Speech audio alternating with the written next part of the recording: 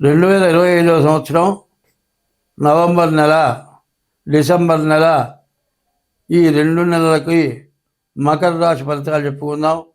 ఈ మకర రాశి ఎట్లా ఉంది అంటే, ఏలినాటి శని అయిపోయింది కదా అనుకుంటే శని మాత్రం వక్రించాడు. ఈ వక్రించిన శని వల్ల చాలా విపరీతమైన, అనవసరమైన దండగా మారి ఖర్చులు, వ్యాపారాలు, యాక్సిడెంట్లు, దెబ్బలు ఇట్లాంటివి చాలా జరుగుతాయి. మీ చేత్తో ఎవరికైనా డబ్బులు ఇస్తే రావు. జాయింట్ వ్యాపారాలు చేయొద్దు. ఎవరికైనా ఇచ్చిన డబ్బులు పోయిన దాని కింద లెక్కేసుకోండి.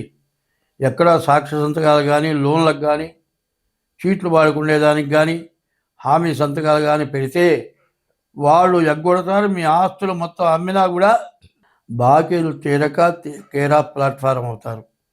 ఈ మకర రాశి వాళ్ళు ఎటువంటి వాళ్ళల్లో జాయింట్ వ్యాపారాలు కానీ, ఎవరికి హామీ ఉంటారు కానీ చేయొద్దు. అట్లా చేస్తే బాగా ఇబ్బంది పడతారు. అయితే శని వక్రించినందువల్ల చాలా ఇబ్బందులు, సమస్యలు వస్తాయి.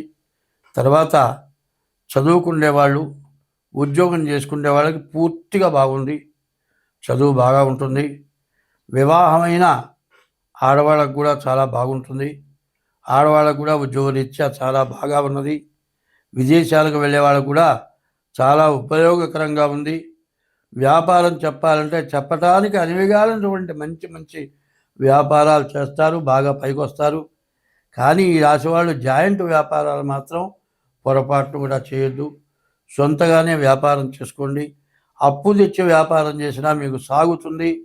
వ్యవసాయదారులకు కూడా చాలా బాగుంది. ఏకాదశంలో రవి, కుజ, బుధులు బాగున్నారు. దీనివల్ల వీళ్ళకి ఎదురు లేకుండా చాలా బాగా మంచి యోగం కనబడుతోంది. శుక్రుడు బాగున్నాడు. వివాహం కావటానికి, వివాహం అయిన తర్వాత గర్భధారణ జరగటానికి, సంతానం కలగటానికి, కుటుంబ వ్యవస్థలో మంచి ఇల్లు కొనుక్కుంటానికి అన్ని విధాలా ఇది గోచారము.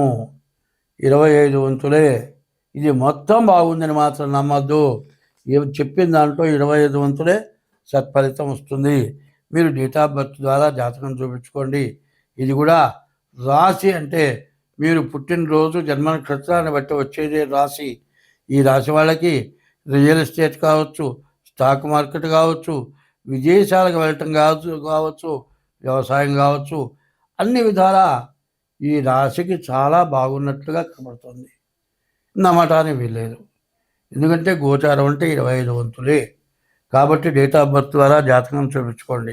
ఇంకా మీకు ఏదైనా అనుమానం ఉంటే హస్త సాముద్రిక, డేట్ ఆఫ్ బర్త్ సరిగ్గా లేదు, టైం సరిగ్గా లేదనుకుంటే హస్త సాముద్రిక ద్వారా, డేట్ ఆఫ్ బర్త్ ద్వారా 2 రకాలు కూడా మీ జాతకం చూపించుకోండి.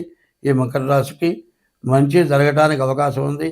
కానీ శని వక్రించినందువల్ల 2వ స్థానంలో ఉన్న ఇబ్బంది వల్ల యాక్సిడెంట్లు, దండగలు, ఎవరికన్నా ఇస్తే పోయేది, అటువంటి లక్షణాలు బాగున్నాయి.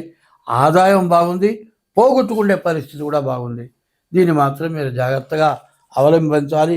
ఈశ్వరార్చన ఎక్కువ చేయాలి. శివుడికి అభిషేకం చేయించుకోండి, శనికి అభిషేకం చేయించుకోండి.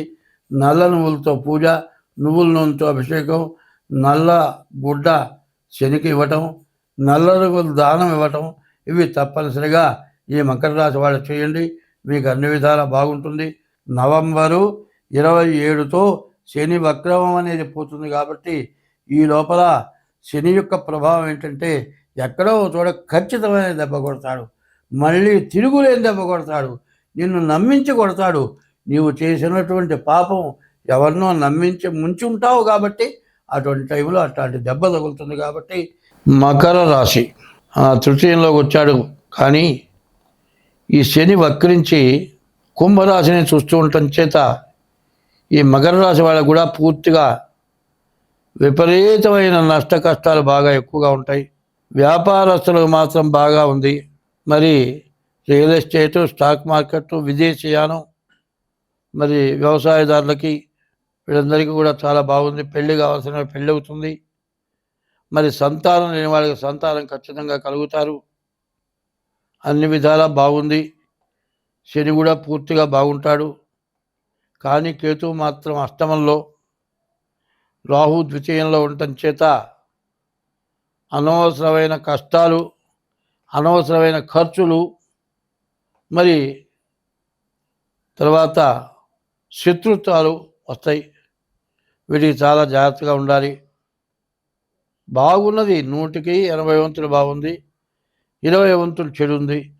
ఆ 20 వంతులు చెడుకి గురి కాకుండా ఉంటే 80 వంతులు ప్లస్సే. ఈ ప్లస్సు 20 వంతులు చెడు 80 వంతుల ప్లస్ను కూడా మైనస్ చేసేస్తుంది. కాబట్టి ఈ రాశి వాళ్ళు డేట్ ఆఫ్ బర్త్ ద్వారా జాతకం చూపించుకోవడం చాలా అవసరం.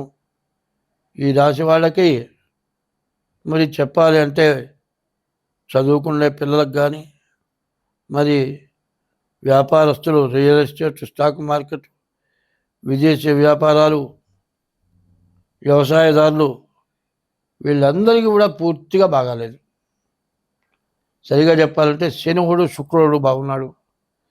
శని ఆల్రౌండర్. ఈ శని వల్ల 8 గ్రహాలు బాగుండకపోయినా 9వ గ్రహం శని బాగుంటే అపజయం అంటూ ఉండదు. దాని నుంచి మీరు బయటపడాలంటే మీ డేట్ ఆఫ్ బర్త్ ద్వారా మీ జాతకం చూపించుకోవడం చాలా అవసరం. ఇట్లా ఉండటం చాలా మంచిది.